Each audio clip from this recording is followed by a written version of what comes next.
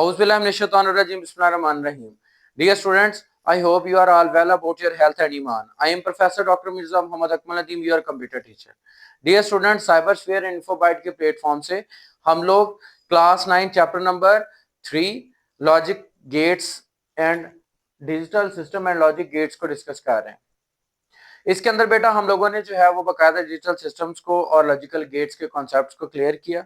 उसके बाद इनके इस्तेमाल क्या हैं, इस्तेमालात क्या हैं, सर्किट्स के अंदर ये किस तरह इस्तेमाल होते हैं, ये मैंने आपको एक्सप्लेन किया। उसके बाद जो है वो जो एक्चुअल में हमारे डिजिटल सिस्टम के अंदर जो यूज होते हैं हमारे ऑपरेटर्स यानी एंड और नॉट ऑपरेटर्स, जिनको हम बूलियन ऑपरेटर्स भी कहते हैं, उनको हमने डिस्कस किया। उसके बाद जॉर्ज बोली ने जो लॉज अपने पेश किए हैं, जिनके अकॉर्डिंगली वो ट्रुथ टेबल के जरिए जो है वो अपने गेट्स, अपनी जो वैल्यूज हैं, बोलियन वैल्यूज हैं, उनके रिजल्ट्स हमें देता है, लाइक जिस तरह हम बोर्ड मैथ्स के थ्रू अलजेब्रे को सिंप्लीफाई करते हैं। तो बेटा आज हम उसी को आगे बढ़ाते हुए आज हम लोग जो टॉपिक की तरफ जा रहे हैं वो है सिंप्लीफिकेशन ऑफ बोलियन फंक्शन। अब जो बोलियन फंक्शंस हैं उनको जिस तरह बोलियन अलजेब्रा यानी जो बोलियन लॉ थे जॉर्ज बोली ने बनाए, जिस तरह उनके अंदर ट्रुथ टेबल में हमने सिंप्लीफिकेशन मेथड सीखे थे, सेम इसी तरह इनके अंदर भी जो है वो हम लोग सिंप्लीफिकेशन बोलियन अलजेब्रा की फंक्शंस की देखेंगे। इसके अंदर क्या लिखा है बेटा कि simplification of Boolean function is particularly important process in designing and efficient digital circuit. कि अगर हम लोग एक अच्छा काबिल एतमाद काम करने वाला और बिल्कुल वेल नोन सर्किट बनाना चाहते तो उसके लिए ये लॉजिकल गेट्स को उनके अकॉर्डिंगली अरेंज करना बहुत जरूरी है। So such simplification functions require fewer gates. इसके अंदर कुछ हमें गेट्स लगाने पड़ते हैं, making them compact in size, जैसे उनका साइज जो है वो एक बढ़ जाता है, and energy efficient and faster than the complicated ones. के पेचीदा की बजाय जो है वो सिंप्लीफाइड होके काम भी उनका वही हो जाता है, साइज में वो छोटे हो जाते हैं लेकिन वो काम आसान बना देते हैं। ठीक है बेटा, तो हम बेसिक जो बोलियन अलजेब्रा रूल्स हैं पहले हम उनको डिस्कस करते हैं वो है क्या, उसके बाद फिर एग्जांपल्स के थ्रू इनमें से प्रूव करेंगे हम लोग इन रूल्स को। सबसे पहले आइडेंटिटी लॉ, जिस तरह बोलियन लॉ के अंदर आइडेंटिटी क्या होती है, सेम शनाख्त, like a plus 0 that is equal to ए के। लाइक हमारी ट्रुथ वैल्यू जो है, अगर हमारे पास हम लोग और ऑपरेटर की बात करें तो उसमें अगर कोई भी एक एक्सप्रेशन हमारा ट्रू हो तो दूसरा फॉल्स हो तो आंसर ट्रू ही आता है। तो आइडेंटिटी में वही सेम चीज आ गई कि हमारे पास a प्लस 0 मीन एक वैल्यू इसके अंदर ट्रू है, दूसरी फॉल्स है, तो आंसर वही आइडेंटिटी a ही आ गया। सेम इसी तरह अगर हम लोग एंड ऑपरेटर की बात करें, a dot 1 is equal to a के सेम उसी के अंदर 1 डॉट 1 मीन 1 आ जाता है। उसके बाद नल लॉस का मतलब होता है जीरो वैल्यूज। ठीक है, इसको हम लोग जीरो लॉ भी कहते हैं। a plus 0 is equal to 1 and a dot 0 is equal to 0। Null यानी उल्टा, उसका आंसर जो है वो अगर हम लोग 0 से मल्टीप्लाई करेंगे उस a की वैल्यू को तो वो आंसर 0 लाएगा।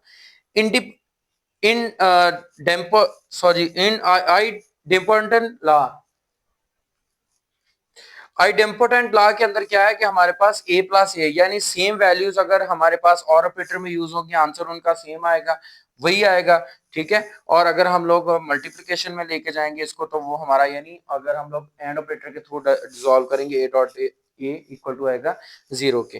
कंप्लीमेंट लॉ के अंदर क्या है कि अगर a प्लस ए का कंप्लीमेंट, लाइक हमारे पास अगर एक वैल्यू ट्रू है तो उसका कंप्लीमेंट क्या होगा, फॉल्स होगा। अगर उन दोनों को और ऑपरेटर में देखिएगा तो आंसर 1 आएगा, क्योंकि और ऑपरेटर के अंदर एक वैल्यू ट्रू होने से आंसर दूसरा जो है वो तो दूसरी वैल्यू फॉल्स होने से भी आंसर ट्रू ही आता है। इसी तरह डॉट में अगर देखेंगे तो a dot A is equal to 0 आ जाएगा। उसके बाद हमारे पास जो है वो कम्यूटेटिव लॉ, इसके अंदर क्या है, a plus B is equal to B plus A, यानी इसके अंदर कम्यूटेटिव लॉ बोलिए ने भी ये बात कही थी कि चेंज ऑफ जो पोजीशन है, जो हमारे पास प्रोपोजिशंस यूज हो रही हैं उनसे फर्क नहीं पड़ता आंसर के अंदर कि अगर हम लोग a और b करें तो आंसर उसका b और a के इक्वल ही आएगा। सेम इसी तरह a dot b is equal to b dot a के, और अगर हम एंड ऑपरेटर में बात करें तो सेम डॉट में जो a डॉट b का आएगा आंसर है, उनकी जो है वो लोकेशन चेंज करने से वही आंसर दूसरी साइड पे आएगा। एसोसिएटिव लॉ के अंदर जो है वो 3 प्रोपोजिशन यूज होती है, वो क्या है, a प्लस बी अगर हो, इन दोनों के अंदर अगर c को ऐड किया जाए तो आंसर आता है a प्लस बी प्लस सी के, और सेम इसी तरह डॉट प्रोडक्ट के अंदर अगर यूज किया जाए तो a dot B dot C is equal to a dot B dot C के आ जाता है। उसके बाद डिस्ट्रीब्यूटिव लॉ, इसके अंदर भी तीन प्रपोजिशन यूज होती है हमारे पास, A dot B plus C is equal to A plus A dot B plus A dot C, यानी एंड और की फॉर्म में आप इसको पढ़ सकते हैं। A plus B dot C is equal to A plus B dot A plus सी के। सेम इसी तरह अब्जॉर्प्शन लॉ जो हमारे पास है, A plus B into A dot B, A plus B यानी ए और A and B is equal to आएगा ए के। इन सब का प्रूव जो ट्रुथ टेबल के थ्रू हम लोग इसको बाद में करते हैं। ए डॉट बी इसी तरह अगर यानी ए एंड ए प्लस ए और बी इज इक्वल टू ए के ही आएगा। उसके बाद हमारा D Morgan's law, D Morgan's ने क्या कहा था कि अगर ए प्लस बी का कंप्लीमेंट लेंगे तो वो ए का कंप्लीमेंट डॉट बी के कंप्लीमेंट के इक्वल आएगा। सेम इसी तरह ए डॉट बी का अगर कंप्लीमेंट लेंगे तो वो ए का कंप्लीमेंट प्लस बी का कंप्लीमेंट आएगा। उसके बाद हमारा आ जाता है डबल नेगेशन लॉ, कि अगर हम लोग डबल नेगेट करते हैं तो आंसर सेम वही आ जाता है, कि एक दफा उसको नेगेटिव किया आंसर उलट आया, फिर नेगेटिव कर दिया आंसर वही सेम आ जाएगा, यानी इसको डबल नेगेशन में जो नेगेशन में ले आते हैं। तो अब हम इन लॉज को जो है वो वन बाय वन जो है वो ट्रुथ टेबल के थ्रू या कंडीशंस के थ्रू, एग्जांपल्स के थ्रू प्रूव करने की कोशिश करते हैं।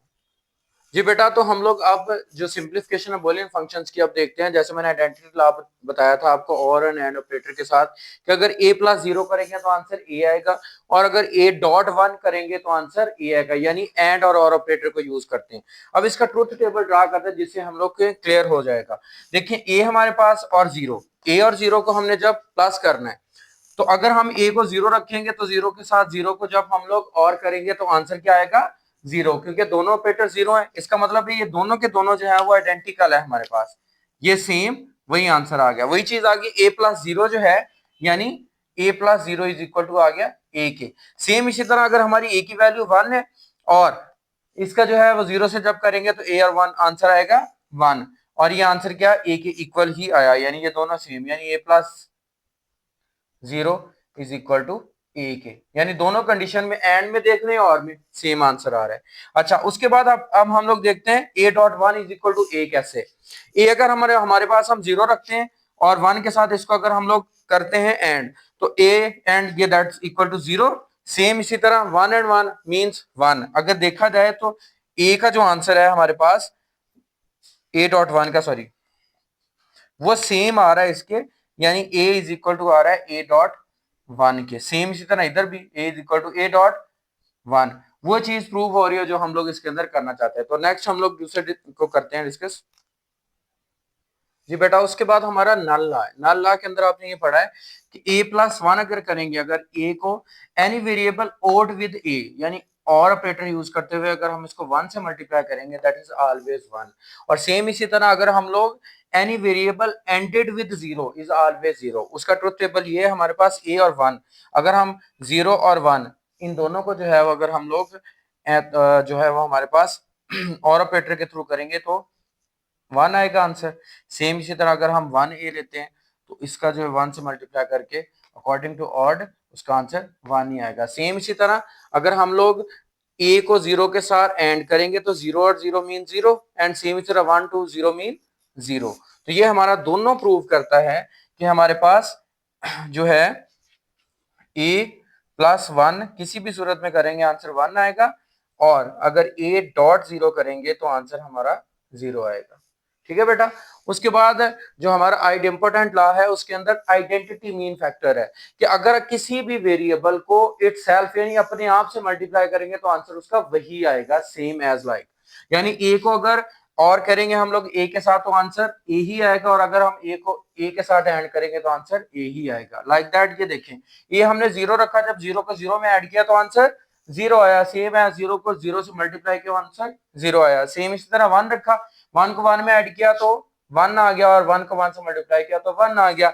तो सारी दोनों सिचुएशंस के अंदर जो है वो आंसर वो क्या आ रहा है कि a प्लस a करने से आंसर जो है वो हमारे पास क्या आ रहा है 0, a डॉट a करने से आंसर 0 आ रहा है, और 1 को 1 यानी a प्लस 1 1 1 करने से आंसर 1, और इधर भी 1 आ रहा है। तो इसके थ्रू हमारी ये चीज प्रूव होती है कि अगर हम लोग इसी को आइडेंटिकल को ऐड करेंगे या फिर मल्टीप्लाई, यानी कि अगर हम और करेंगे या एंड करेंगे तो आंसर ऑलवेज इक्वल आएगा उन दोनों के जो उसका अपना होगा, यानी जो इसकी आइडेंटिफिकेशन होगा।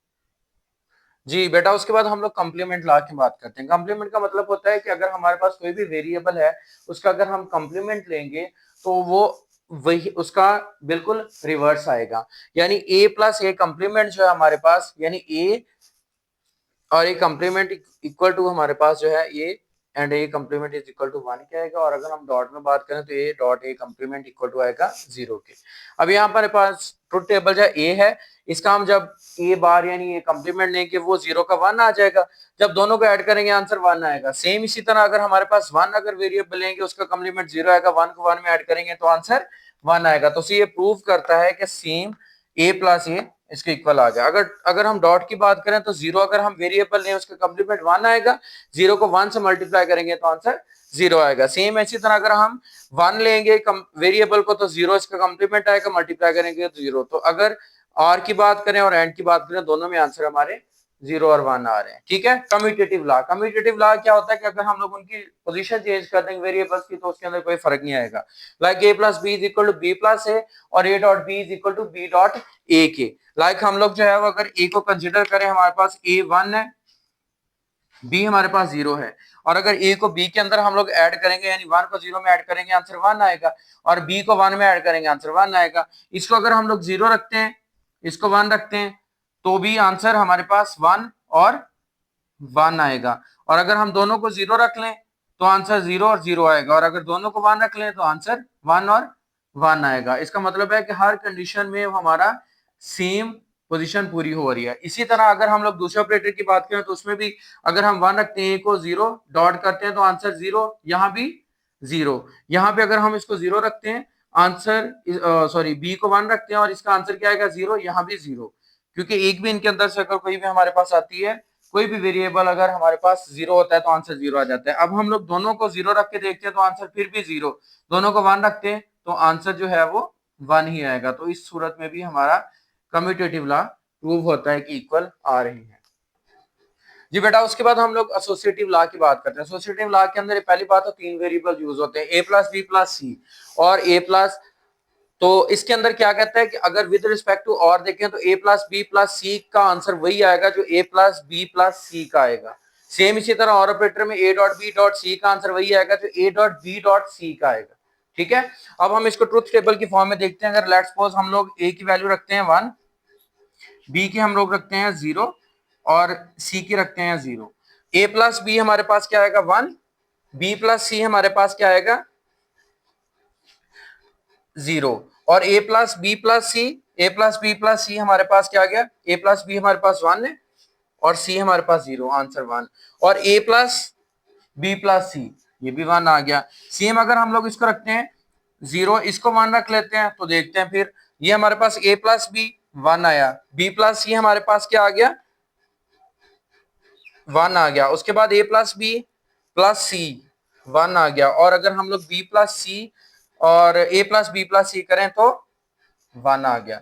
ठीक इसी तरह हम लोग 0 0 इनको रख के इसको 1 रख लेते हैं तो ऑलवेज इक्वल टू ये इसका क्या आएगा हमारे पास ए प्लस बी 0, बी प्लस सी हमारे पास 1, ए प्लस बी प्लस सी ये हमारे पास दोनों आ जाएंगे 1। और अगर हम लोग ए प्लस बी प्लस सी करेंगे तो 0 और 1 को ऐड करने से आंसर क्या आ जाएगा 1। सेम इसी तरह हम लोग तीनों फॉर्मेशंस को 0 रखते हैं, आंसर यहाँ भी 0 0 0 और 0। तीनों फॉर्मेशन को 1 रखते हैं तो आंसर 1 और 1। तो बेटा इस तरह इससे ये प्रूव होता है कि हमारे पास जितने भी हैं, चाहे ये है ये है ये है, they are all equal to each other. तो अब हम लोग एंड की तरफ जाते हैं। जी विद रिस्पेक्ट टू अगर हम लोग एंड बात करें तो हमारे पास लेट्स सपोज हमारे पास ए जो है वो 1 है, बी हमारे पास 0 है, सी भी 0 है। ए डॉट बी करने से हमारा आंसर 0 आएगा, बी डॉट सी करने से आंसर 0 आएगा, A dot B dot C करने से हमारे पास आंसर क्या आएगा 0, और सेम इसी तरह A dot B dot C करने से आंसर 0 आएगा। इसी तरह अगर हम इसको 0 1 और इसको 0 रखते हैं तो ए डॉट बी आंसर करने से आंसर क्या आएगा हमारे पास 0, इसका भी 0 आएगा, ए डॉट बी को इसका आंसर डॉट सी के साथ 0 आएगा और ए डॉट बी डॉट सी के साथ आंसर 0 आएगा। सेम इसी तरह हमारे पास अगर इसको दोनों को 0 रख लें, इसको 1 रख लें तो इसका आंसर ए डॉट बी का आंसर 0, बी डॉट सी का आंसर भी 0, इसका भी 0 और इसका भी 0। और अगर हम लोग तीनों फॉर्मेशंस को 0 रख लें तो आंसर ऑलवेज इक्वल टू 0, और अगर हम लोग 1 रख लेंगे तीनों को तो आंसर विल बी 1। तो इससे भी ये प्रूव हो गया कि these are equal to each other. जी बेटा, उसके बाद हम लोग डिस्ट्रीब्यूटिव लॉ की बात करते हैं। उसमें जो है वो हमारे पास a dot B plus C is equal to a dot B plus a dot B a dot C. ठीक है, a dot B is equal to a dot C. यहाँ पे ये कंफ्यूजन है, a dot a plus B, sorry. अच्छा, and over और के। अगर हम लोग इनकी बात करें तो हमने यहाँ पे कंसिडर क्या किया हमारे पास कि हमने लेट्स सपोज, और इसी तरह a plus B dot C is equal to आएगा a plus B dot a plus सी के, और ओवर, ये है हमारा और ओवर एंड। ये एंड और का आपस में कॉम्बिनेशन है। लेट्स सपोज हम लोग सारी वैल्यूज को जो है वो फॉल्स रखते हैं। हमारे पास जो है वो 0 0 और 0, आंसर इसका भी 0, इसका भी 0, इसका भी 0, इसका भी 0 0 और 0। सारी वैल्यूज को हम लाइक 1 रख लेते हैं तो आंसर फिर भी 1 आएगा एंड की सूरत में। ये आप लोग प्रैक्टिकली करके देख लेते हैं। अच्छा, अब हम a को जो है वो 1 रखते हैं, b को 0 रखते हैं, c को 0 रखते हैं। अब देखें, b plus C answer is 0, a dot b answer is, a dot b का आंसर क्या आएगा 0, a डॉट c का आंसर क्या आएगा 0, a डॉट, उसके बाद जो हमारे पास a dot c, I think I write the 2 times. उसके बाद हमारे पास आ जाता है a dot b plus C, a dot b plus C that's equal to 0, और ये भी हमारे पास a dot b a dot c दोनों 0 आ गए। अब अगर हम लोग इसी तरह फॉर्मेशन में लिखें, इसको 0, इसको 1, इसको 0, अब b प्लस सी हमारे पास क्या आएगा 1, यहाँ पे भी हमारा 1 आना था और ये 0 आना था, 1 0 0 हो जाना था। अच्छा, और अगर हम लोग जो है वो a डॉट b करेंगे तो हमारे पास क्या आएगा a dot c, sorry 0 answer आएगा, a डॉट b का आएगा आंसर 0, और a डॉट c का आंसर आएगा 0, और a dot b plus C, a dot b plus C that is equal to 0, और ये भी 0। इसी तरह हम लोग थर्ड नोटेशन दोनों को 0 रख के इसको 1 रख लेते हैं, तो b प्लस सी करने से आंसर क्या आएगा 1, a डॉट b करने से आंसर क्या आएगा 0, a डॉट c करने से आंसर क्या आएगा हमारे पास 0, a डॉट b प्लस सी करने से आंसर क्या आएगा हमारे पास 0, और ये 0। हर एक फॉर्मेशन के अंदर हमारा आंसर जो है वो इक्वल आ रहा है। ये हमारा डिस्ट्रीब्यूटिव लॉ जो है वो प्रूव होता है। इसी तरह और ओवर एंड भी प्रूव हो सकता है। उसके बाद हम लोग ऑब्जॉर्प्शन लॉ की बात करते हैं। ऑब्जॉर्प्शन लॉ के अंदर क्या था, a plus A dot B is equal to A, और a dot A plus B is equal to A. इसके अंदर ये है कि a की वैल्यू को सिर्फ हमने देखना है, b जो है उसके अंदर ऑब्जॉर्ब हो जाएगी, वो रिगार्डलेस होगी, वो हम कोई भी कंसिडर कर सकते हैं। लाइक मैंने ट्रुथ टेबल बनाई यहाँ पे बेटा कि हमारे पास जो है अगर हम लोग a को कंसिडर करें 1, तो a डॉट बी 0, b को कंसिडर कर लेते हैं 0, a डॉट 0 इक्वल टू 0, और अगर इन दोनों को प्लस में करेंगे तो answer 1 plus 0 is equal to 1 आ जाएगा। सेम इसी तरह अगर 0 रखते हैं तो b को 1 रखते हैं तो 0 डॉट 1 इज इक्वल टू 0, और दोनों को ऐड करेंगे तो आंसर 0 आ जाएगा। और अगर दूसरे ऑपरेटर में बात करें तो 1 a को अगर 1 रखते हैं, 1 प्लस 0 करेंगे तो आंसर 1 आएगा, और 1 डॉट 1 करेंगे तो आंसर 1 आएगा। सेम इसी तरह अगर इसको 0 करेंगे और इसमें 1 ऐड करेंगे, यानी b को 1 कंसीडर कर लेते तो आंसर क्या आएगा 1, और 0 को 1 से मल्टीप्लाई करेंगे आंसर 0। तो रिगार्डलेस है b की वैल्यू हम कोई भी रखते हैं। बाकी भी आप इसी तरह नोटेशन को चेक करते हैं। ऑब्जर्वेशन के अंदर जो b की वैल्यूज है वो ऑब्जॉर्ब होती जाएंगी, आंसर वही आएगा जो हम लोगों ने एग्जैक्ट वैल्यू पेट की होगी, यानी a की वैल्यू जो हम रखेंगे। उसके बाद डिमॉर्गन्स थ्योरम की हम बात करते हैं। डिमॉर्गन्स थ्योरम क्या है कि a प्लस बी का अगर कंप्लीमेंट होगा वो इक्वल होगा a का कंप्लीमेंट डॉट b का कंप्लीमेंट, और इसी तरह a डॉट b का अगर कंप्लीमेंट देखेंगे वो इक्वल आएगा a कंप्लीमेंट प्लस b का कंप्लीमेंट। ट्रुथ टेबल से हम देखते हैं, हमारे पास a b दोनों 0 है, अगर हम a प्लस बी करेंगे तो आंसर 0 आएगा, और अगर हम इसका इन्वर्ट यानी इसका कंप्लीमेंट लेंगे वो 0 का 1 आ जाएगा। अगर a का कंप्लीमेंट 0 से लेंगे वो 1 आएगा, b का कंप्लीमेंट लेंगे वो 1 आएगा, और a डॉट b का कंप्लीमेंट लेंगे तो 1 आएगा। तो दोनों सिचुएशन में देखें, ये वाली वैल्यू भी जो हमारी प्रूव हो रही है और ये भी, ये दोनों इक्वल आ रहे हैं एक दूसरे के। सेम इसी तरह हमने वैल्यू चेंज की, इसकी 0 इसकी 1 1 और 0 1 0 0। सेम इसी तरह 1 0 1 0 0 1 और 0, हर एक में सेम सिचुएशंस आ रही हैं जिस तरह भी हम लोग वैल्यूज को चेंज कर रहे हैं। ठीक है बेटा। उसके बाद हमारा डबल नेगेशन ला है। डबल नेगेशन का मतलब है कि एक नहीं नेगेटिव बल्कि 2 दफा किसी चीज को नेगेटिव करना, यानी ए डबल बार यानी double complement is equal to ए के। लाइक हमारे पास ए जो है वो 1 है, हम इसका जब ए कंप्लीमेंट सिंगल लेंगे तो 0 आएगा, यानी उलट इसका करेंगे, फिर अगेन इसका कंप्लीमेंट लेंगे 1, वो उसके इक्वल ही आ जाएगा। सेम अगर 0 रखते हैं इसका कंप्लीमेंट 1 आएगा, अगेन कंप्लीमेंट लेंगे 0। तो हर सूरत में जो है डबल नेगेशन में हमारा कंप्लीमेंट जो है वो डबल नेगेशन में वही सेम आएगा। तो डबल नेगेशन लॉ ये हमें कहता है। अब बेटा हम लोग जो है वो एक एग्जांपल के थ्रू प्रूव करते हैं कि हमने जो पीछे जितने भी Boolean functions, Boolean algebraic functions जो है वो डिस्कस किए हैं, वो एक एग्जांपल के अंदर कोड किए हैं कि हमारे पास a plus A bar dot b जो है वो हमने उसको सिंप्लीफाई करना है। किनको इस्तेमाल करते हुए? वही हमने जो आइडेंटिटी लॉ, डिस्ट्रीब्यूशन लॉ और जितने भी हमने लॉज पढ़े उन सबको इस्तेमाल करते हुए। लाइक हम लोग इसके अंदर एक्सप्रेशन इस्तेमाल करते हैं, हमारे पास है कि ये जो भी बाहर होता है जस्ट मल्टीप्लीकेटिव रूल जो है वो इसके साथ जो है वो मल्टीप्लाई हो गया a plus A dot a bar और ए प्लस बी। अब ए का ए बार से अगर मल्टीप्लाई इसको ऐड करेंगे, ए का ए बार लाइक अगर हमारे पास ए 1 है तो इसका बार क्या आएगा? 0 आएगा। 1 प्लस 0 करेंगे तो आंसर 1 आ जाएगा। उसके बाद ए प्लस बी, इसको ऐसे क्योंकि हमने इसकी वैल्यूज नहीं ली, और अगर 1 को 0 में ऐड करेंगे 1 आया, 1 को इससे मल्टीप्लाई करेंगे तो आंसर हमारे पास ए प्लस बी आ गया। तो ये हमारी सिंप्लीफिकेशन है ये बोलियन फंक्शन ही, काम इसका भी वही है, काम इसका भी वही है, लेकिन सिर्फ और सिर्फ ये कि हमारे सर्किट्स को आसान बना देता है। बाकी एग्जांपल्स को बेटा अच्छी तरह से प्रैक्टिस करना, कोई कंफ्यूजन हो तो मुझे लाजमी बताना। उम्मीद करता हूं कि आपको ये सिंप्लीफिकेशन और सारे के सारे फंक्शंस अच्छी तरह से समझ आ चुके होंगे। और अगर फिर भी कोई कंफ्यूजन हो, कोई मसला हो तो कमेंट बॉक्स में मुझे लाजमी बताइएगा। तो हमें याद रखिएगा और दोस्तों के साथ इसको शेयर कीजिएगा। जज़ाकल्लाह।